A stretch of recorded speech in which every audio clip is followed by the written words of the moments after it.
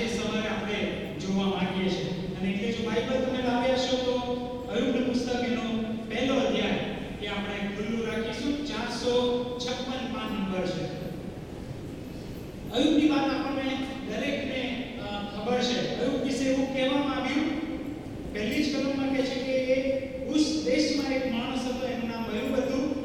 અને પછી જે લખનાર છે અયુબનું પુસ્તક એ પોતે એવું કહે છે કે અયુબ નિર્દોષ, પ્રમાણિક, ઈશ્વર ભક્ત અને ગુંડાઈથી દૂર રહેનારો હતો. અને પછી આપણને ખબર છે કે એના વિશે જે બાબતો લખી છે કે એ બહુ ધનાઢ્ય વ્યક્તિ હતો. પુષ્કળ મિલકત એની પાસે હતી, બાળકો, કુટુંબ, બહુ આશીર્વાદી વ્યક્તિ હતો. પણ હવે આપણું ધ્યાન આપણે છઠ્ઠી કલમમાં લાવવા માંગીએ છીએ. અને છઠ્ઠી કલમ આ પ્રમાણે કહે છે કે એક દિવસે દેવદૂતો યહોવાની આગળ હાજર થયા અને તેમની સાથે શૈતાન પણ આવ્યો. હવે આ જે શૈતાન શબ્દ છે એનો અર્થ એવો થાય કે જે દોષ મૂકનાર છે, અક્યુઝર ઇંગ્લિશમાં કહેવાય, કે જે દોષ મૂક્યા કરે છે એને હિબ્રુ ભાષામાં શૈતાન કહેવામાં આવે છે. અને એ જે દોષ મૂકનાર છે એ પણ કે છે પ્રભુના બીજા દેવદૂતોની સાથે યહોવાની હજુમાં આવ્યો. અને જ્યારે એ શૈતાન પણ આવ્યો ત્યારે 7મી કલમમાં યહોવા શૈતાનને પૂછે છે કે જે યહોવાએ શૈતાનને પૂછ્યું, પૃથ્વી પર તું ક્યાં જઈ આવ્યો? તું ક્યાં જઈ આવ્યો? પછી શૈતાન એનો જવાબ આપે છે કે હું પૃથ્વી પર સર્વત્ર ફરીને આવ્યો છું. એટલે શું? શૈતાન કે છે કે પૃથ્વીના દરેક જે લોકો છે એમના જીવન હું જોઈને આવ્યો છું, એમની જીવનની પરિસ્થિતિ હું જોઈને આવ્યો છું, બધાનું જાણું છું. શૈતાન ફરતો ફરે છે પૃથ્વી પર કે એને લ્યુસિફરને નાખી દેવામાં આવ્યો. અને એ અત્યારે આ જે આકાશની દુનિયા છે, વાયુની દુનિયા છે, ત્યાં એ એના દૂતો ફરે છે. અને આમ તેમ જોવે છે, નજર મારે છે. એટલે શૈતાનની નજર તમારા મારા પર પણ છે. એ જ્યારે પૃથ્વી પર ફરી રહ્યો છે ત્યારે તમને મને નિહાળી રહ્યો છે. શૈતાનના દૂતો પણ તમને મને જોઈ રહ્યા છે. અને એણે એ જ કીધું, યહોવાએ કીધું તું ક્યાં જઈ આવ્યો? કે જે પૃથ્વી પર સર્વત્ર આમ તેમ હું ફરીને આવ્યો. પ્રભુ એને બીજો પ્રશ્ન પૂછે છે, શું તે મારા સેવક અયુબને લક્ષ્યમાં લીધો છે? ફરીથી, શું તે મારા સેવક અયુબને લક્ષ્યમાં લીધો છે? મારો પહેલી બાબત અયુબના જીવનમાંથી આપણે અહીંયા એ શીખીએ છીએ કે ઈશ્વર અને શૈતાન વચ્ચે દુશ્મનાવટ છે. ઈશ્વર અને શૈતાન વચ્ચે ચર્ચા થઈ રહી છે. કોણ સાચું? ઈશ્વર સાચા કે શૈતાન સાચો? આ બંને વચ્ચે એક બહુ મોટું યુદ્ધ ચાલી રહ્યું છે. વાતચીત ચાલી રહી છે. અને શૈતાન એ દોષ મૂકનાર છે અને હંમેશા એ પ્રયત્ન કરે છે કે દેવને ખોટો સાબિત કરે. દેવ ખોટા છે, દેવનું વચન ખોટું છે, દેવનું ચારિત્ર ખોટું છે, હું દેવથી ઉપર છું, એવા પ્રયત્નો શૈતાન કરી રહ્યો છે.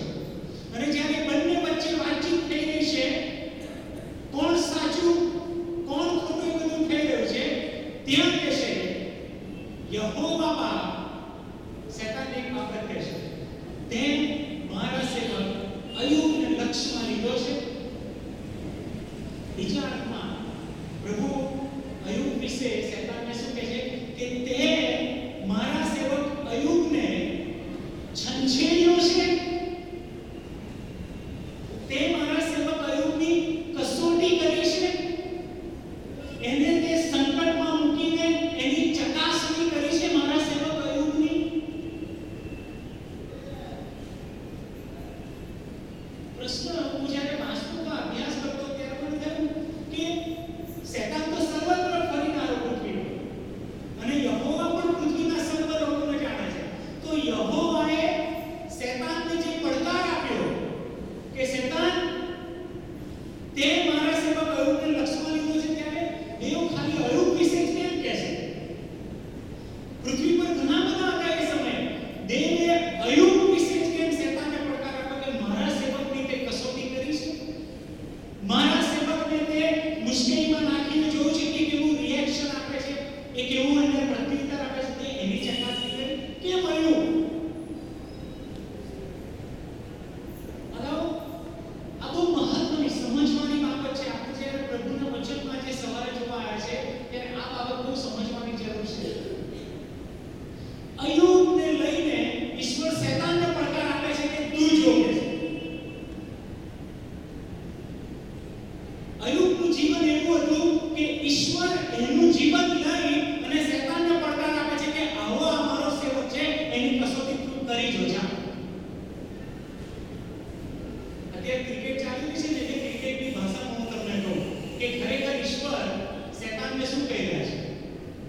ઈશ્વર શેતાનને કહી રહ્યા છે કે મારો સેવક અયુબ જે છે ને એ સારો બેટ્સમેન છે.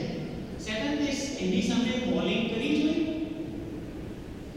તેની સામે બોલ ફેંકી જોઈએ, એક ઓવર નાખી તો જો તને ખબર પડે કે અયુબ કોણ છે, કેવો બેટ્સમેન છે. તે એને લક્ષ્યમાં લીધો, એની સામે તું ઉભો રહ્યો, એની વિરુદ્ધમાં તું ગયો છું, એને એના જીવનને તે સ્પર્શ કર્યો છે, છંછેડ્યું છે. તને ખબર પડશે કે એ કોણ છે. ઈશ્વર અયુબના જીવનને લઈને પોતાને સાચો સાબિત કરવા માંગે છે અને શેતાનને ખોટો સાબિત કરવા માંગે છે. ઈશ્વર અયુબના જીવનનો આ રીતે ઉપયોગ કરે, તે એને લક્ષ્યમાં લીધો છે. જ્યારે આ વાસ્તવ ત્યારે મને થયું કે ઈશ્વર અને શેતાનની વચ્ચે તમે હું ક્યારે વિષય બન્યા હશે. શેતાન અને ઈશ્વરની વચ્ચેના યુદ્ધમાં તમારો મારા જીવનનો ઉપયોગ ક્યારે ઈશ્વરે કર્યો છે કે તે સાબુ મેથોડિસ્ટ ચર્ચમાં આ જે વ્યક્તિ છે એને લક્ષ્યમાં લીધી છે, એની કસોટી તે કરી જોઈ છે, એમની સામે તે બોલિંગ નાખી જોઈ છે. તમને ખબર પડશે એ કેવા છે. ઈશ્વર અયુબ વિશે એવું કહે છે કે એ મારો સેવક છે, તું થાય એ કરી જો, ગમે તેવી કસોટી એની તું કરી જો અને તું લક્ષ્યમાં લઈ જો, તને ખબર પડે કે કેવું છે. ઈશ્વરને અયુબ માટે ખાતરી છે, અયુબ માટે ઈશ્વર ગર્વ અનુભવે છે કે આ મારો સેવક છે, તો એની કસોટી કરે છે.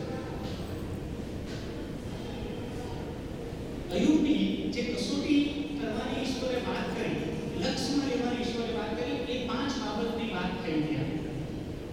પહેલું ઈશ્વરે જ્યારે અયુબને કીધું કે શેતાને કીધું કે અયુબને લક્ષ્યમાં લીધો, ત્યારે પહેલી બાબત કે અયુબનું વલણ સંપત્તિ પ્રત્યે કેવું છે એની તે કસોટી કરી. અયુબની પાસે પુષ્કળ સંપત્તિ છે, તે સંપત્તિ વિશે અયુબની કસોટી કરી, પૈસા વિશે અયુબની કસોટી કરી. ઈશ્વર એવું માને છે અયુબ માટે કે પૈસામાં અયુબ ચોખ્ખો છે, સંપત્તિની બાબતમાં અયુબ ચોખ્ખો છે. જો સંપત્તિની બાબતમાં જે ઈશ્વર શેતાનને પડકાર આપે, તમારા મારા જીવનથી તો કેવો પડકાર આપે. પૈસાની બાબતમાં, દ્રવ્યના લોભની બાબતમાં જો ઈશ્વર આજે શેતાનને પડકાર આપવા માંગે તો આપણા જીવનથી શું ઈશ્વર શેતાનને પડકાર આપી શકે કે તે મારા વ્યક્તિને સંપત્તિને એમાં કસોટી કરી જોઈ.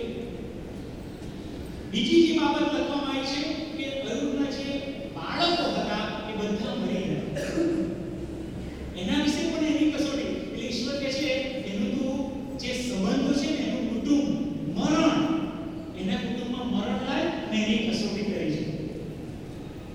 તે કસોટી કરી એની મરણ લાય, ગમે તેવું દુઃખ એની પર લાય અને તેની કસોટી કરી છે. મરણ, દુઃખ, એના વિશે તમારા મારા વિશે ઈશ્વર પડકાર આપી શકે શેતાનને કે એમના જીવનમાં તું મરણ લાય, એમના જીવનમાં દુઃખ લાય અને પછી જો એ લોકો કેવું પ્રત્યુત્તર આપે છે. ત્રીજી જે બાબત અયુબના પોતાના શરીરની બાબત, ફોલ્લા એનાથી. શેતાન તું જા, હું તને પડકાર આપું છું, અયુબના શરીરને તું મન ફાવે એવા રોગોથી તું એને કહે છે કે તું બેસ્ટી કર, ગમે તેવા રોગ તું અયુબને લાય અને પછી તું એની કસોટી કરી જો કે એ કેવો છે. ઈશ્વર તમારા મારા શરીરને લઈને શેતાનને પડકાર આપી શકે આજે સવારે કે અમને તો ગમે તેવો રોગ લાય અને તું જોઈ જોઈએ મારો ભક્ત છે, મારી ભક્તિ કરનાર બેન છે. ચોથી બાબત છે કે એની પોતાની સ્ત્રી, કે એની સ્ત્રી દ્વારા પણ એની કસોટી કરી છે. એની સ્ત્રી એને શ્રાપ આપવાનું કહે છે કે દેવને શ્રાપ આપ અને તું મરી જા. કે છે કસોટી કરી જો, એના જ કુટુંબના લોકો દ્વારા અયુબની તું કસોટી કરી જો કે એના કુટુંબમાં જ ભંગાણ પડે, એના કુટુંબના જ એની વિરુદ્ધમાં થાય, એની કસોટી તું કરી જો. ઈશ્વર આજે સવારે આપણા કુટુંબને લઈને શેતાનને પડકાર આપી શકે કે એના કુટુંબમાં તું ગમે તેટલા પ્રયત્ન કરી જો, એ વ્યક્તિને એકલો પાડે એના કુટુંબમાં, એના પતિ એની વિરુદ્ધમાં જાય, એની પત્ની એના વિરુદ્ધમાં જાય, એના મા બાપ એ બાળકની વિરુદ્ધમાં જાય, અથવા તો બાળકો એ મા બાપની વિરુદ્ધમાં જાય, એમની કસોટી તું કરી છે. અને આગળની જે છેલ્લી બાબત કે ભવિષ્યની સલામતી. અયુબનું બધું ખાલી કશું એની જોડે રહ્યું કે છે કે અયુબને એવી પરિસ્થિતિમાં નાખી જો એની પાસે કશું જ ના હોય. એની પત્ની જે એક છેલ્લે હતી એ એને છોડી ચાલી. એ એકલો, તો એને એકલો પાડી દો. ભવિષ્યની સલામતી કશું જ એની પાસે છે નહીં. હવે કાલે શું થશે, શું થશે, એની પાસે કશું રહ્યું નહીં. એવી પરિસ્થિતિમાં તો એને મૂકી જો, એની કસોટી કરજો, એને લક્ષમાં લે. બરાબર? શૈતાન, ઈશ્વર એને કહે છે કે તું મારા લોકોને લક્ષમાં લે. એટલે તમે હું જ્યારે શારીરિક માંદગીમાં આવીએ ત્યારે હંમેશા યાદ રાખજો કે આ કસોટીનો સમય છે. નાણાકીય મુશ્કેલીમાં આવો ત્યારે યાદ રાખજો કે ઈશ્વરે શૈતાનને કીધું છે કે અમને લક્ષમાં લે. નાણાકીય મુશ્કેલી લાય અને જો એ લોકો કેવી રીતે પ્રત્યુત્તર આપે છે, એમનું જીવન કેવું રહે છે, ઈશ્વર સાથે એમનો સંબંધ કેવો રહે છે. નાણાકીય મુશ્કેલી, શારીરિક મુશ્કેલી, સંબંધોની મુશ્કેલી, આ મુશ્કેલીઓ એમની પર લાય. કસોટી કરી જો, એમની સામે તું બોલિંગ નાખી છે. અને કેવા બેટ્સમેન છે? ઈશ્વર કહે છે કે મારા જીતનાર બેટ્સમેન છે. ચોક્કા અને છક્કા મારનારી મારા બેટ્સમેન છે. એ કહે છે મને હરાવશે. ઈશ્વર તમારી મારી પર જાણે દાવ લગાડી રહ્યો છે શૈતાનની સામે કે આવી જા, તારે રમવું છે કે જે હિરેનના જીવન પર આપણે રમીએ, અયુબના જીવન પર રમીએ, તમારા જીવન પર ઈશ્વર એ રમવા માંગે છે શૈતાનની વિરુદ્ધ, કે જેથી ઈશ્વર સાચો ઠરે અને શૈતાન ખોટો સાબિત. એટલે પહેલી બાબત, અયુબનું જીવન જ મારા એવું હતું ને કે ઈશ્વર અયુબને માટે શૈતાનને પડકાર આપી શકે છે. એ કક્ષાએ બનાવો તમારે મારે પહોંચવાની જરૂર છે જીવનમાં. રવિવારે ભક્તિ સભામાં આવીએ, મીટિંગોમાં આવીએ, પણ હવે તમારું મારું જીવન એક કક્ષાએ પહોંચવું જોઈએ. એવી કક્ષાએ કે ઈશ્વર તમને તમારા મારા જીવનને માટે શૈતાનને પડકાર આપી શકે. જા તું ખાઈ કરી લે, એમની કસોટી કરી જો, જો એ લોકો ખરાબ હશે. એવા જીવન તમારા મારા હોવા જોઈએ. પૈસાની બાબતમાં તમારું મારું જીવન એવું હોવું જોઈએ. શૈતાન જ્યાં કસોટી કરી જો, થોડી લાંચ આપી જો, ખબર પડશે એ કોણ છે. દેવ આવું કહે છે. પણ અયુબ એમાં કમતી માલુમ પડ્યો નહીં. એમને તું રોગ લાય, ખબર પડશે એ કેવા છે. એમને મુશ્કેલીમાં નાખી દે, ખબર છે એ કેવા. એમના સંબંધો તોડી નાખ, એ ખબર પડશે એ કેવા છે.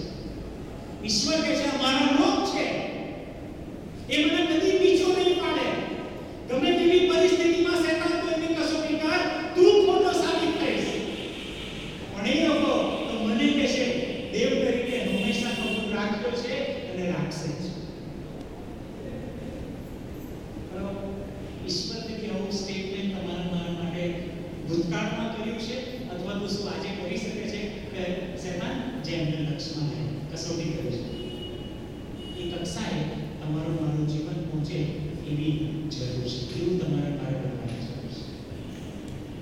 અયુબ એમાં સાચો થયો. એણે ઈશ્વરને કદી નિરાશ થવા દીધા નહીં, ઈશ્વરને નિષ્ફળ જવા દીધા નહીં. બીજી બાબત અયુબના જીવનમાંથી જોઈએ છે, 8મી કલમમાં લખવામાં આવી છે. હવે અહીંયા ઈશ્વર પોતે અયુબના જીવનની સાક્ષી આપે છે. ઈશ્વર પોતે, અને ઈશ્વર કેવા છે કે કશું બોલીએ નહીં પણ અંદરની વાતો એ જાણે છે, વિચાર એ જાણે છે. એવો ઈશ્વર છે.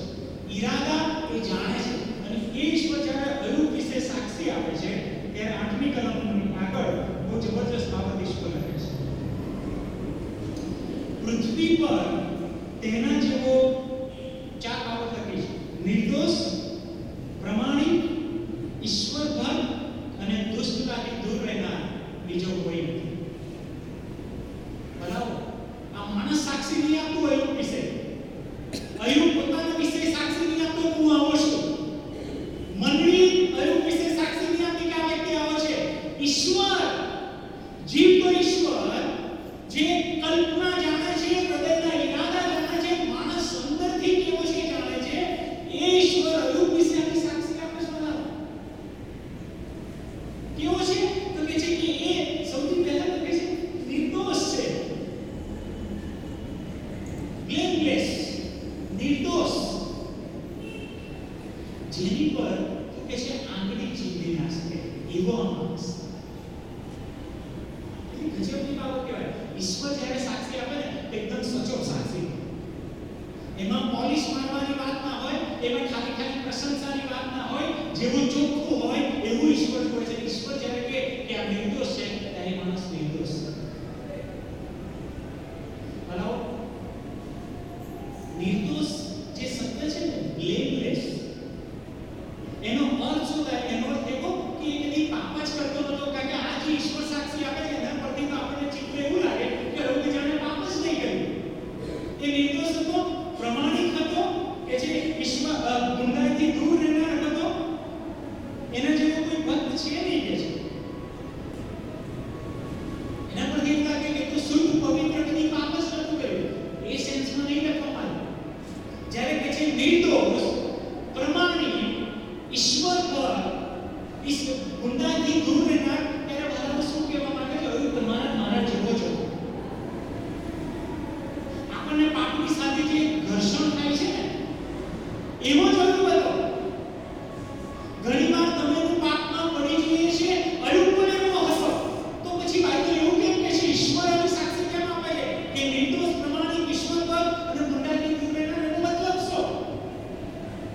એનો મતલબ એ બનો કે અયુબ ભૂલ કરતો હતો, અયુબ પાપ કરતો હતો, પણ જેવું એને પવિત્ર આત્મા એને ડંખે કે તે પાપ કર્યું છે, એ તરત જ પસ્તાવો કરનાર વ્યક્તિ હતો.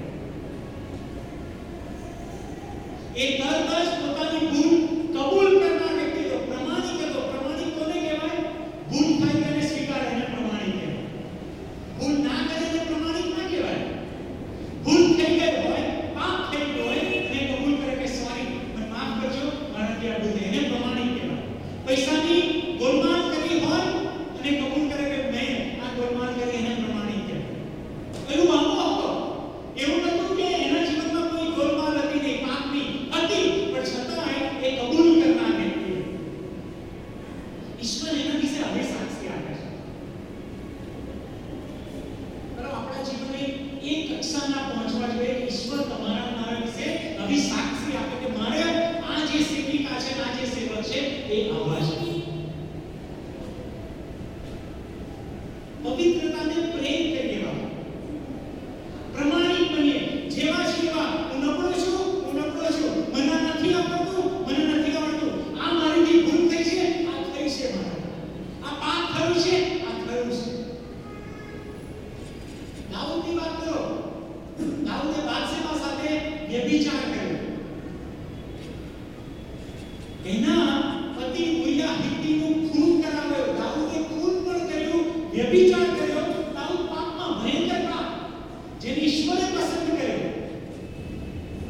પણ પ્રેરિતોના કૃત્યમાં દાઉદ વિશે ઈશ્વર શું કહે છે? હું સરસ વાક્ય ત્યાં લખ્યું છે.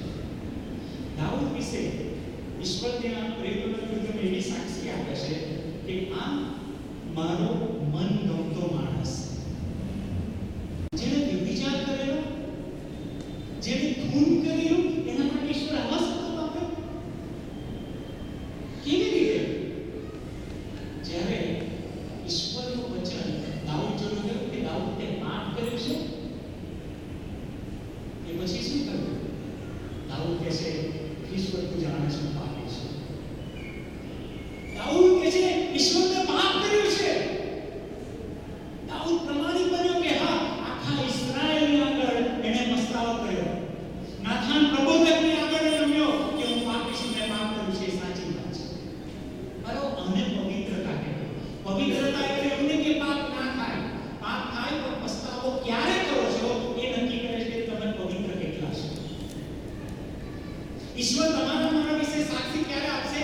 જ્યારે ભૂલ થાય, પાપ થાય અને તરત જ આપણે પ્રમાણિક બને કે સોરી પ્રભુ, સાચી વાત છે, હું પાપી છું, મેં ભૂલ કરી, તો હવે ત્યાં હું નહીં કરું. અયુબ વિશે આ સાક્ષી આપે છે ઈશ્વર પોતે કે એ નિર્દોષ છે. નિર્દોષ એટલે એને જે ભૂલો કરી છે પણ એને ઈશ્વરની પાસે બધું લાવી દીધું અને ઈશ્વર એને નિર્દોષ જાહેર કર્યો. પ્રમાણિક છે, જે છે એ કહે છે એ પ્રમાણિક છે.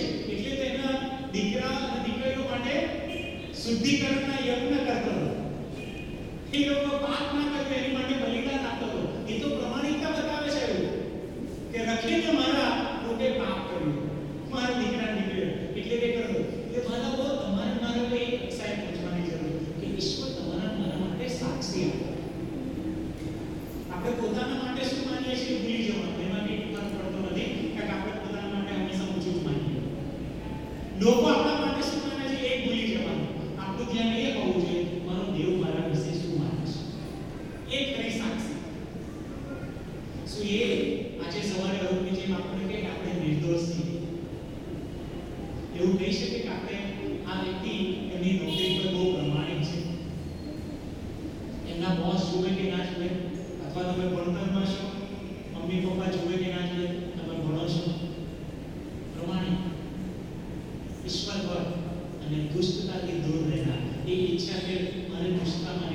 ઈચ્છા તમારે પવિત્રતા લાવવાની છે. ઈશ્વર તમારા મારા જીવન વિશે સાક્ષી આપતો. ત્રીજી બાબત,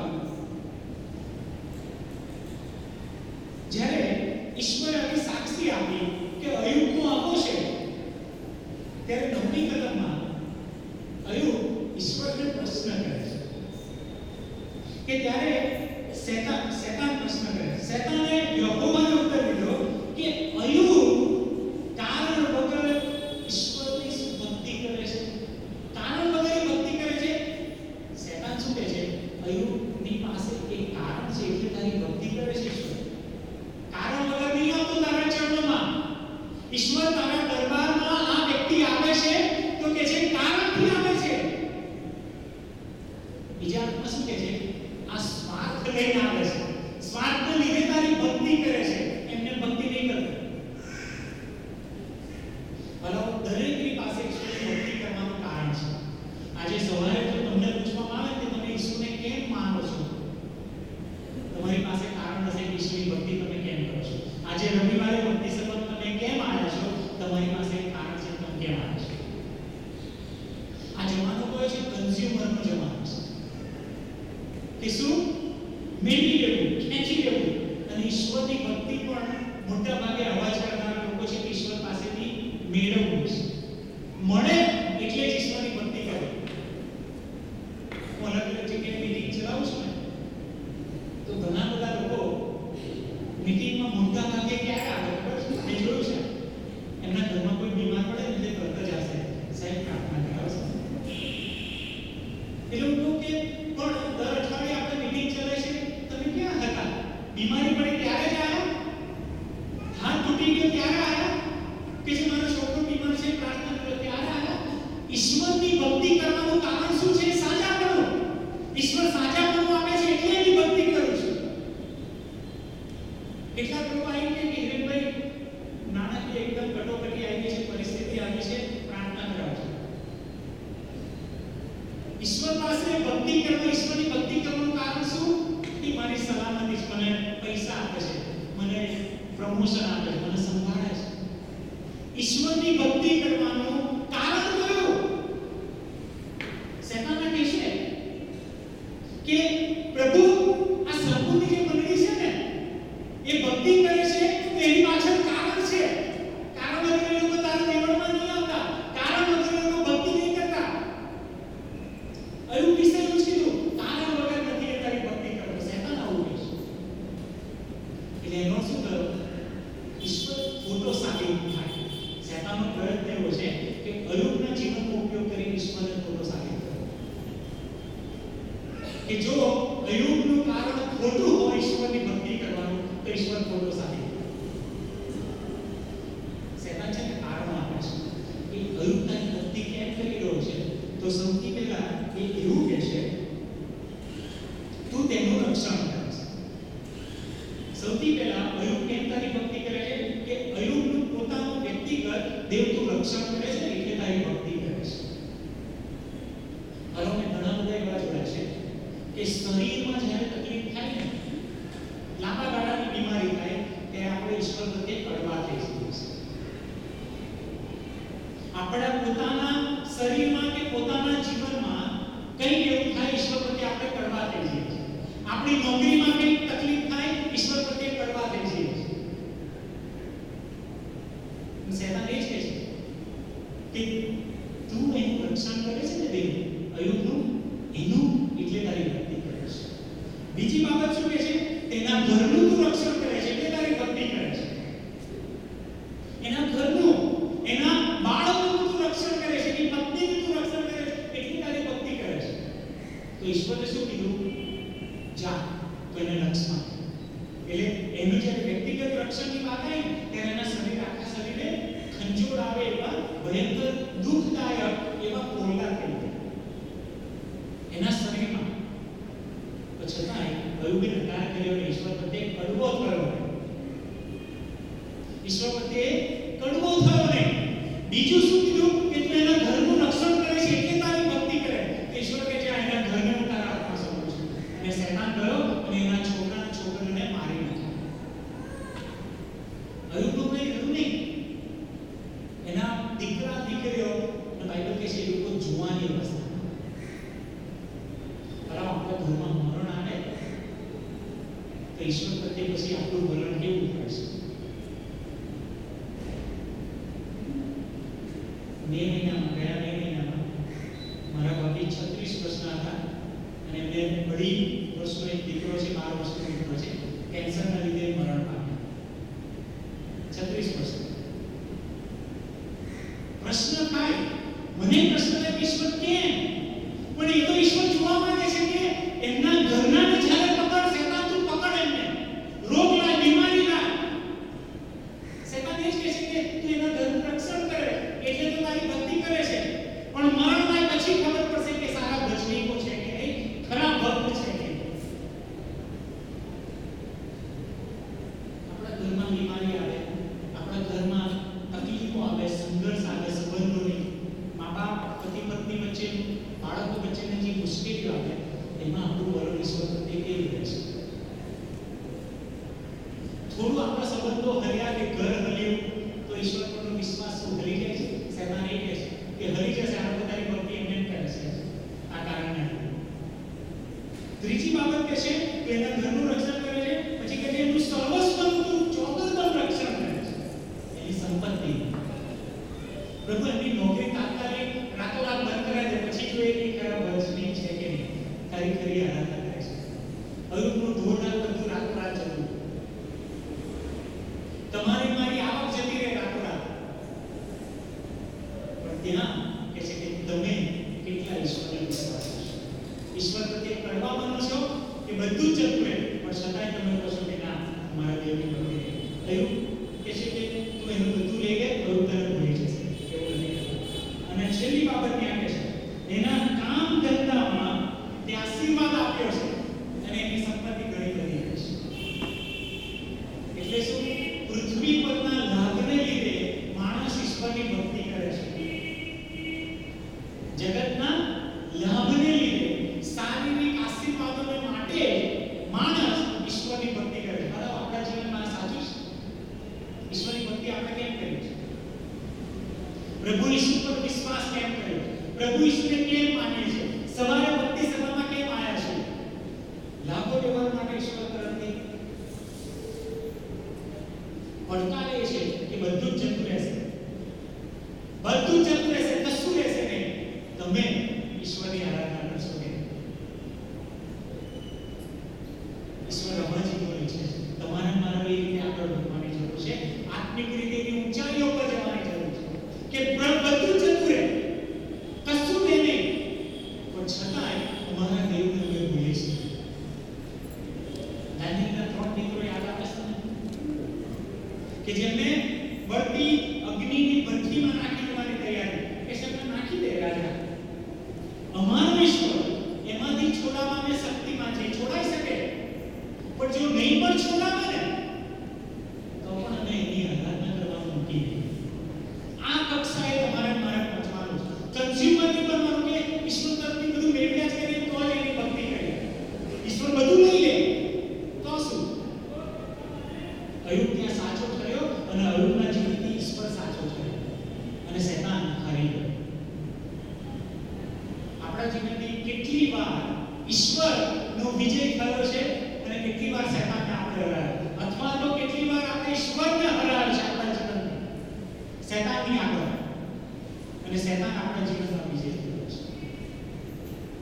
બધાઓ દુનિયાની, પૃથ્વીની, શરીરની બધી બાબતોને લઈને આપણે ઈશ્વરની આરાધના કરીએ એવું ના કરવું જોઈએ. ઈશ્વરની આરાધના એટલા માટે જ કરવી જોઈએ કે ઈશ્વર છે, બીજું કોઈ કારણ નથી. એની આરાધના એટલા માટે કરવી જોઈએ કે ઈશ્વર છે, બીજું કોઈ કારણ નહીં. એ સર્જનહાર છે એટલે સૃષ્ટિ એની આરાધના કરે, બીજું કોઈ કારણ નહીં. આપણે તપાસ્યા આજે સવારે કે ઈશ્વરની આરાધના કેમ કરે છે? એવા કોઈ સ્વાર્થી કારણો છે? એના લીધે ઈશ્વર બધું લઈ લેશે, શું કરશો? તો એની આરાધના કરશો? અયુબ કે શું કરીશ? અને અયુબ વિશે એવું લખવામાં આવ્યું, આ બધું જ એ સગડામાં અયુબે પાપ કર્યું, ઈશ્વરને શ્રાપ આપ્યો, ઈશ્વરથી દૂર ગયો. પર આપણી માટે તો આ છે વાંચવું બહુ સહેલું છે, રાઈટ? વાંચવું બહુ સહેલું કે એની સંપત્તિ જતી રહી, એના જુવાન બાળકો બધા મરી ગયા, એની પત્ની એને છોડીને ચાલી ગઈ, એના શરીરે ફૂલા ગયા, એકલો પડી ગયો, હવે એની પાસે કશું છે નહીં, ઘર-બાર કશું છે નહીં, રોડ પર આવી ગયો છે. આપણા માટે વાંચવું બહુ સહેલું છે, પણ અયુબની ખરેખર પરિસ્થિતિમાં આવીએ ને ત્યારે નક્કી થાય કે ખરેખર હવે તમે હું એના આરાધક છીએ, ખરેખર એની ભક્તિ કરનાર હવે છીએ કે નહીં ત્યારે તમારે મારે હવે એ ઊંચાઈએ પહોંચવાનું છે. વર્ષો થયા આપણે મંડળીમાં આવી, ભક્તિ સેવામાં આવી, પણ આપણે હવે ઈશ્વરના સંબંધમાં એટલા ઊંચા બનીએ કે શરીરની બાબતો કદી તમારા મારા ઈશ્વરના સંબંધને તોડી નહીં શકે. જગતની બાબતો તમારા મારા ઈશ્વર વચ્ચે કદી આવી નહીં શકે એવા જીવન તમારે મારે બનાવવાનું છે. ઘણીવાર અમુક લોકો છેલ્લી બાબત અયુબના જીવન વિશે કહે છે. અમુક લોકો શું માને છે કે છે અયુબના જીવનમાં કસોટી આવી પણ છેલ્લે તો ઈશ્વરે એને આશીર્વાદ આપ્યો. 42મો અધ્યાય છેલ્લે વાંચો કે છે અયુબને ઈશ્વરે પુષ્કળ આપ્યો, છેલ્લે આશીર્વાદિત કર્યો. અને એટલે ઘણા લોકો કહે કે હા હિરેનભાઈ અમે તૈયાર છીએ દુઃખ સહન કરવા માટે, ગમે તેવી પરિસ્થિતિમાંથી પસાર થવા માટે તૈયાર છે, ઈશ્વરની અમે ભક્તિ કરીશું. કેમ? કેમ કે અયુબના જીવનમાં જે 45માં અધ્યાય લખ્યું છે ઈશ્વરે બધું આપ્યું, ઈશ્વર અમને આપવાનું છે. ફરીથી ભલે આ કસોટી પૂરી થાય, ઈશ્વર અમને બધું આપશે, વાંધો નહીં, અમે તૈયાર છીએ. પણ એક કડવી સચ્ચાઈ હું તમને કહું, દરેકના જીવનમાં 42મો અધ્યાય ઈશ્વર લાવતા નથી. દરેકના જીવનમાં 42મો અધ્યાય આવતો નથી. અયુબના જીવનમાં ઈશ્વર આયા કે બધું જતું રહ્યું, કસોટીમાંથી પસાર થયો, પાપ કર્યું નહીં અને ઈશ્વરે આશીર્વાદ આપ્યો.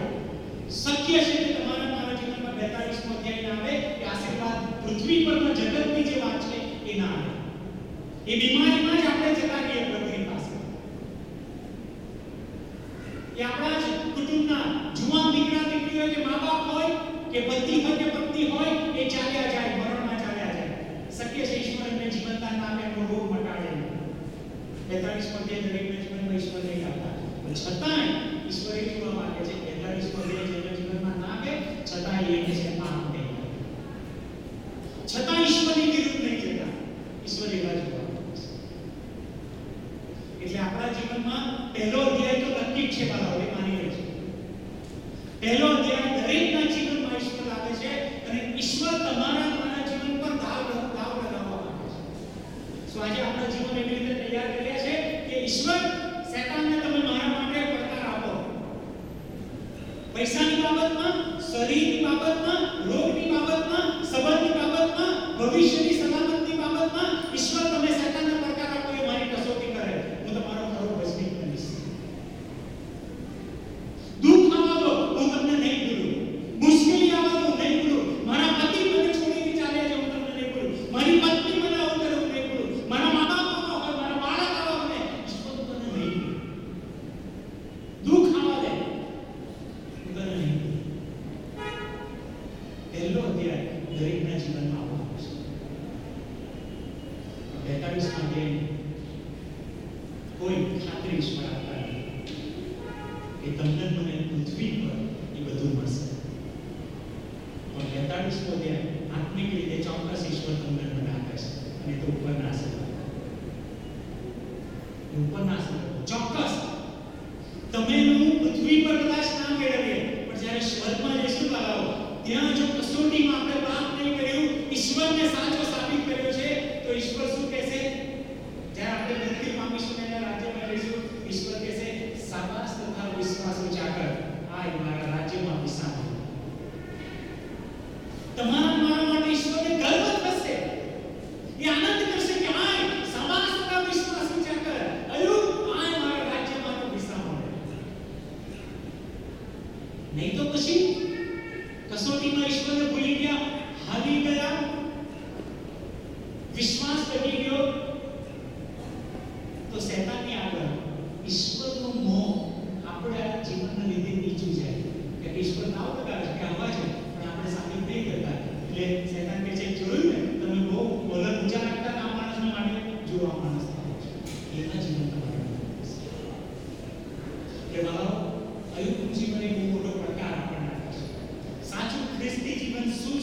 એ તમને મને જણાવો. આશીર્વાદો આશીર્વાદો આશીર્વાદો છે, પણ એ ખાલી પૃથ્વી પરના જ નહીં, ઉપરના છે. એ આશીર્વાદો એ ધ્રુવ ચોક્કસ કરશે, પણ જે ઉપરના આશીર્વાદો છે ને એ તમને જણાવશે. પૃથ્વી પર તમને મને ઈશ્વર આપે કે ના આપે, તમારું મારું વલણ ઈશ્વર પ્રત્યે આવું. ઈશ્વર આ વાતો સમજવાને તમને